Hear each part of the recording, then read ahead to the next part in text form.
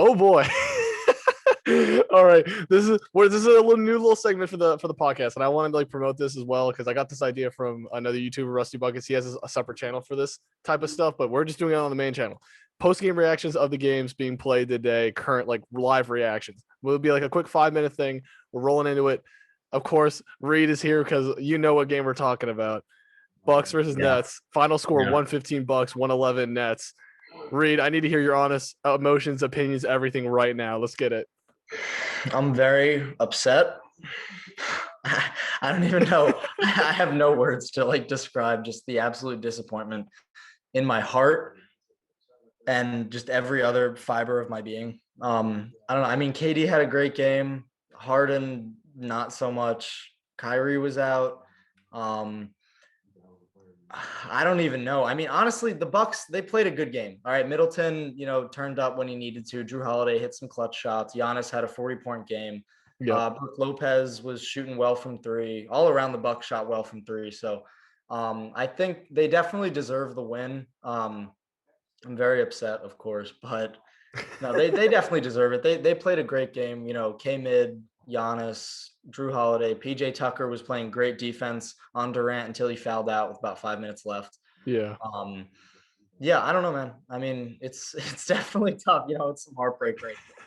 But Well, I mean, now I guess I gotta root for the Suns now. yo, for our friend James, we're rooting for the Suns. But Yeah.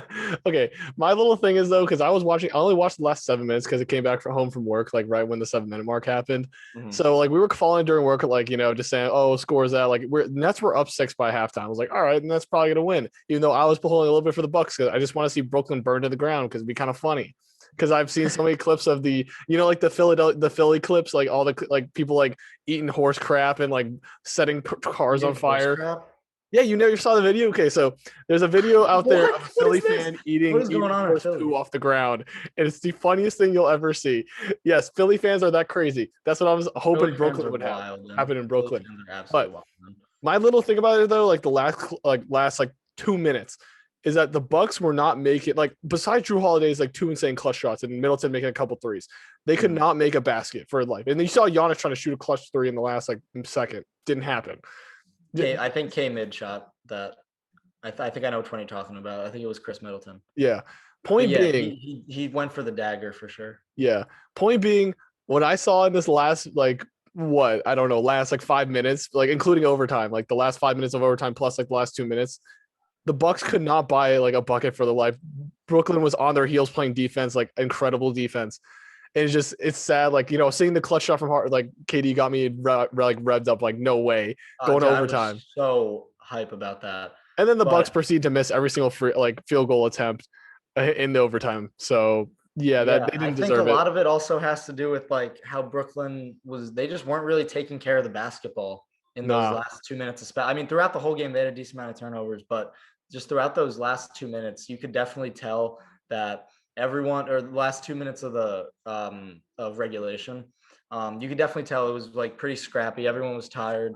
Then they come back for overtime, and then same thing, last like 2 minutes of overtime, it was real scrappy. Like everyone was turning it over. Bucks had a shot clock violation with like 5 seconds left.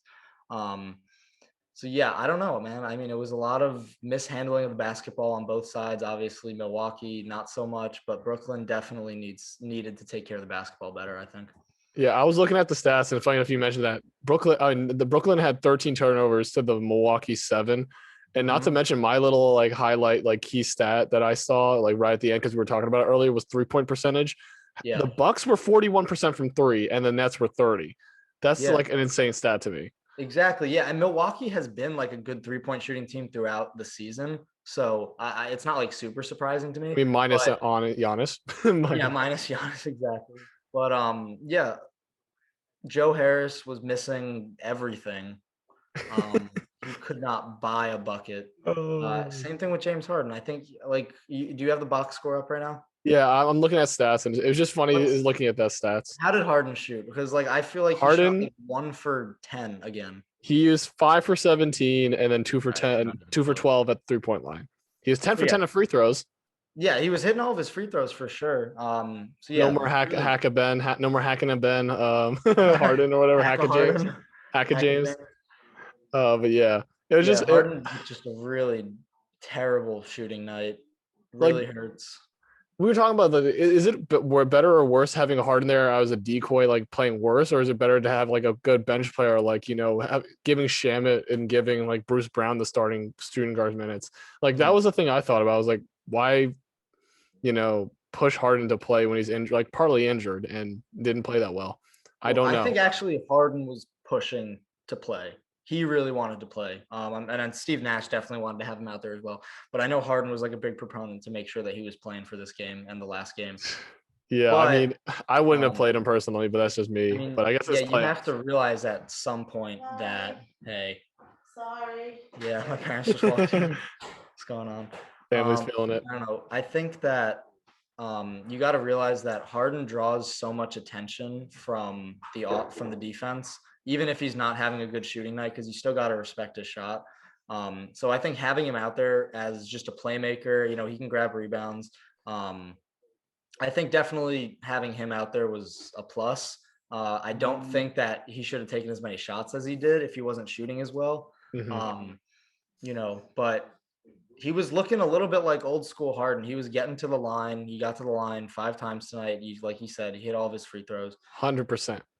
Exactly. So beautiful from the line, but just couldn't pull it out, man. Yeah. I Awesome. mean, my closing statements: Bucks didn't deserve it, and it's probably gonna be my thing is probably gonna be Bucks versus Hawks, and then in the finals, and I'm Eastern Conference Finals. I'm like, huh, like why? Yeah, Because it's like not. Ben's gonna work next You were next just game. talking So about.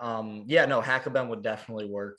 But all right. So wait, hold on. I just thought of this. Imagine Giannis and Ben Simmons in the Eastern Conference Finals. Who's gonna miss more free throws? Like who gets to the line more? Or what team tries to get their respective crappy free throw shooter to the line more? I could have phrased that way better, but you know yeah, what I know. No, it's fine. This is a little quick reaction. Like nothing in this plan. No one has their thoughts like really formulated. But I'll just say Giannis was 8 for 14 at the free throw line, so he was at least making 50%, over Mhm. 50%. So Yeah. that's Did good you for him. hear every time he went to the free throw line, all the Brooklyn fans were counting. Yep. Yeah, Yep. because like he takes so long at the free throw line, man. I mean, we Oh talked my about it last time, god. but yeah. Yeah, but my little do you have any other comments? Because I'm gonna close off with something we talked about. Yeah, no, I'm straight. I'm I'm good. just gonna say I'm set. Neve Snash would have won the Nets. I'm not gonna Steve lie. Stash Neve Snash. absolutely You would see have him ball up in blew it Venice, bro. out. Like anyone, okay, everyone should have seen this. Like the video clips of Steve Nash balling up in Venice. If he was the starting point guard for the Nets today, the Nets would have won. I'm telling you, Like man, he Neve should have Snash, like rename him Neve Snash, put him on the court. He would have dropped 20 and won the game. I'm not gonna lie. absolutely. He would have dropped 20. He would have dropped a 20 and 10 game, 10 assists. Yeah. Yeah, I'm telling you, he should have just gone to the locker room, just maybe put a face mask on, try to get out there. Oh my god. Yeah, and I was honestly thinking that like at around halftime, I was like, if like Brooklyn goes down enough, like I feel like Steve Nash might be like, all right, like screw it, I'm putting on a jersey. let me take over real quick. Yeah, I Yeah, wish. but that's the thing. I was like funny because we were talking about the Venice clips. I'm like, bro, I was like, Steve Nash could have won you the game. I was like, nah, it's too late. It's too Dude, he late for was that. cooking people in Venice.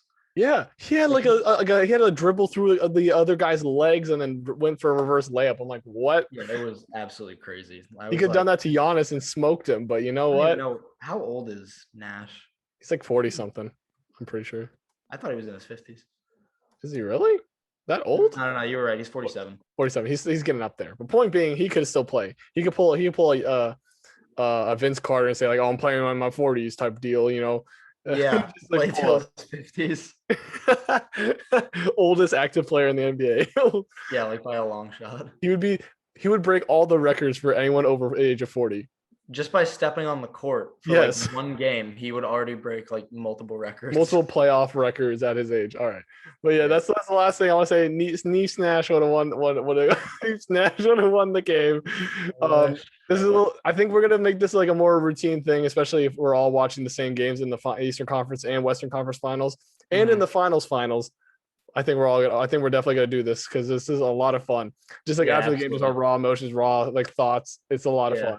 Oh yeah, I'm loving this actually. I like this. Yeah. Hey, there you go. There you go. Yeah, see? But I don't know how I'm gonna make this into TikTok and stuff. But yeah, again, I'm gonna close it. Nice Nash would have won. We'll see you boys. I guess next week on Monday when the first game starts. So yeah, that's right. Pray for the Hawks not to make it because it'd be kind of I don't know. Anyway, Honestly, this has gone on. This has gone on too long. This has gone on. Eastern Conference is done. Yeah. I don't care. Suns are gonna win in 4. Suns in 4. Suns in 4. I swear to God. They need to give that guy like season tickets for like next season. Yes, sir. Yes, sir. All right. Neves Nash would have won it. See you, boys. Yes, sir.